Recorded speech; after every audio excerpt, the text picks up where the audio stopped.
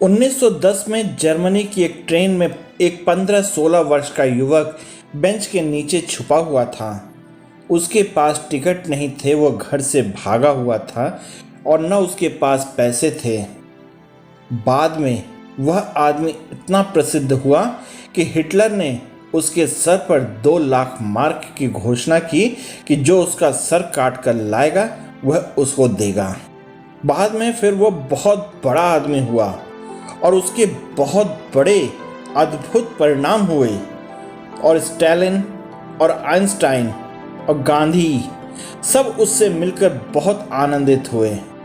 उस आदमी का बाद में नाम हुआ वुल्फ मैसिंग। उस दिन तो उसे कोई नहीं जानता था। 1910 में वुल्फ मैसिंग ने अपनी आत्मकथा लिखी जो रूस में प्रकाशित हुई। उसने जो अपनी आत्मकथा की किताब लिखी उसका नाम था अबाउट माई सेल्फ। उसने उसमें लिखा है कि उस दिन मेरी जिंदगी बदल गई। उस ट्रेन में नीचे के फर्श पर छिपा हुआ पड़ा था बिना टिकट के। मैसिंग ने लिखा कि वे शब्द मुझे कभी नहीं भूलते। टिकट चेकर का कमरे में प्रवेश, उसके जूतों की आवाज़ और मेरी श्वास का ठहर जाना, मेरी घबराहट और मेरे पसीने का छूट जाना, ठंडी सुबह और फिर उसका मेरे पास आकर पूछना, यंग मैन योर टिकट।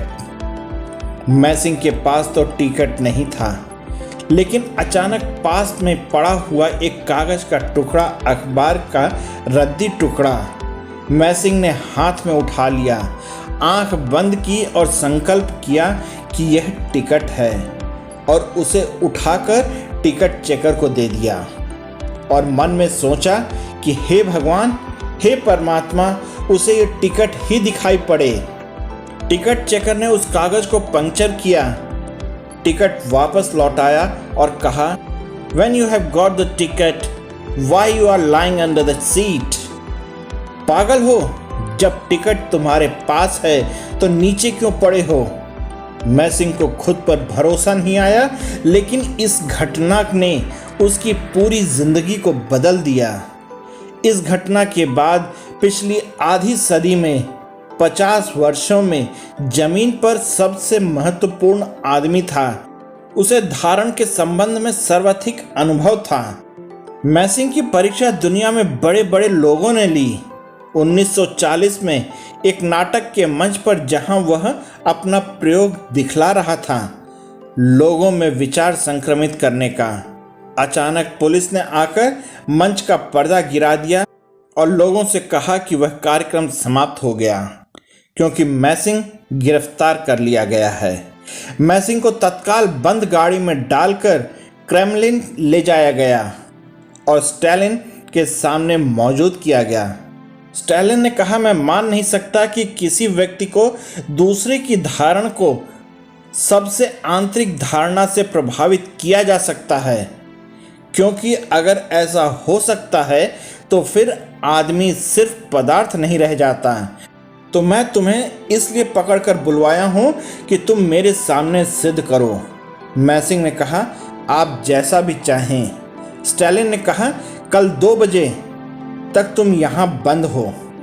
2 बजे आदमी तुम्हें ले जाएंगे मॉस्को के बड़े बैंक में। तुम क्लर्क को 1 लाख रुपया सिर्फ धारणा के द्वारा दिलवा कर ले आओ।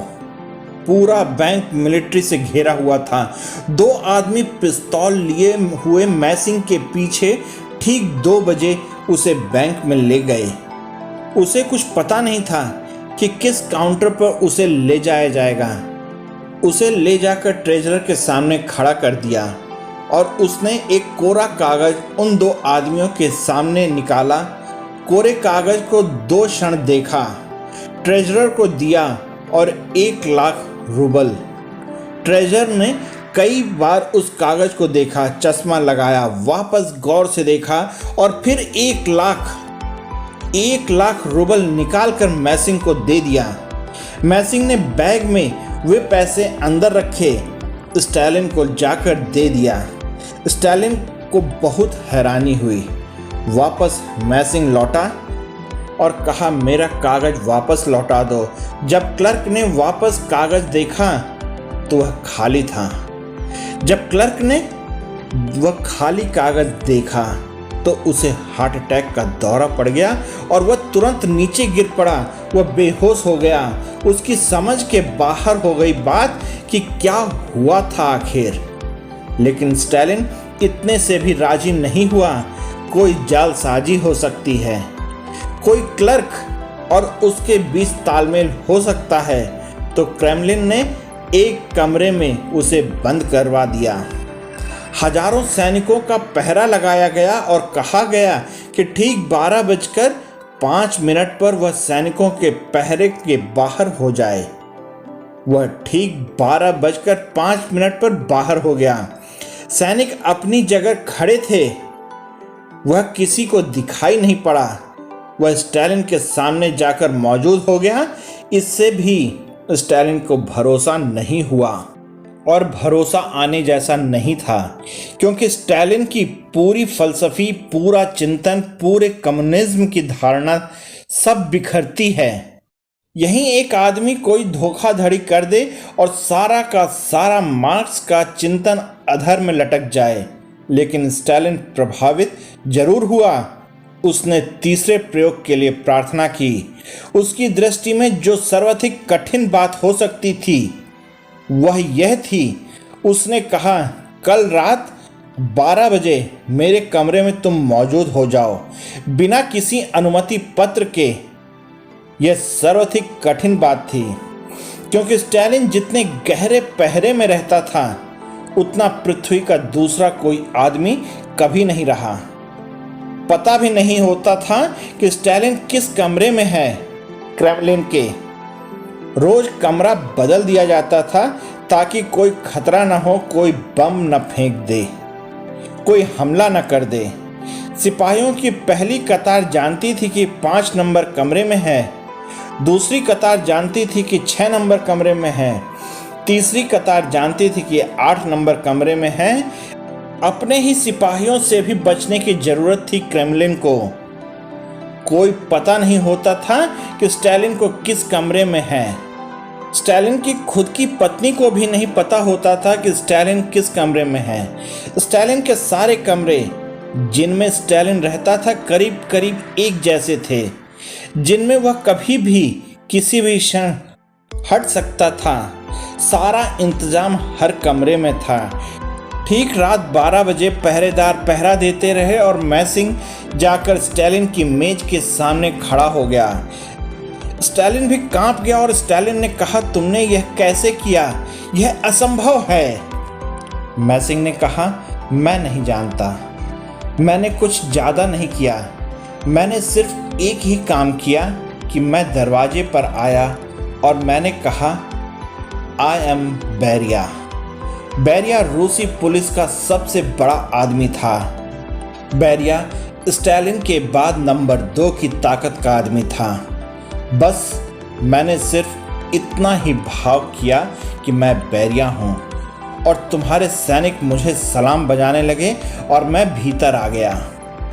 स्टालिन ने सिर्फ मैसिंग को आज्ञा दी कि वह रूस में घूम सकता है, और प्रमाणिक है 1940 के बाद रूस में इस तरह के लोगों की हत्या नहीं की जा सकी, तो वह सिर्फ मैसिंग के कारण।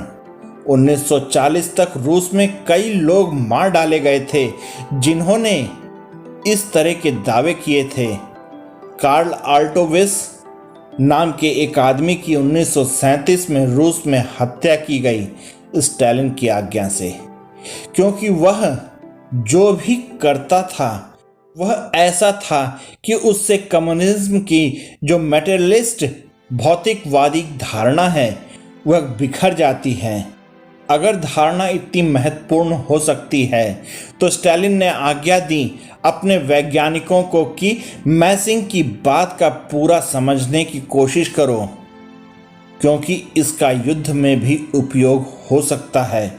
और जो आदमी मैसिंग के अध्ययन से निकलेगा, क्योंकि जिसने भी कहा है वह जो अल्टीमेट वेपन है, युद्ध का आखिरी जो अस्त्र सिद्ध होगा, वह यह मैसिंग के अध्ययन से निकलेगा, क्योंकि जिस राष्ट्र के हाथ में अणु बम हो उनको भी धारणा से प्रभावित किया जा सकता है कि वह अपने ही ऊपर फेंक दें।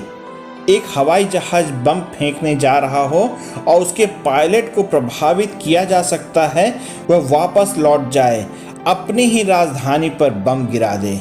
नामोव ने कहा कि the ultimate weapon in war is going to be psychic power. यह धारणा की जो शक्ति है यह आखिरी अस्त्र सिद्ध होगा। इस पर रोज काम बढ़ता चला जाता है। स्टालिन जैसे लोगों की उत्सुकता तो निश्चित ही विनाश की तरफ होगी। महावीर जैसे लोगों की उत्सुकता निर्माण और सृजन की ओर है। अगर आप लोगों को यह कहानी पसंद आई तो कृपया लाइक, शेयर और सब्सक्राइब कीजिएगा और घंटे वाले बेल को भी दबा दीजिएगा, जिससे कि आगे आने वाली नई कहानियों की नोटिफिकेशन आपको समय पर मिल जाए। जय हिंद दोस्तों, धन्यवाद।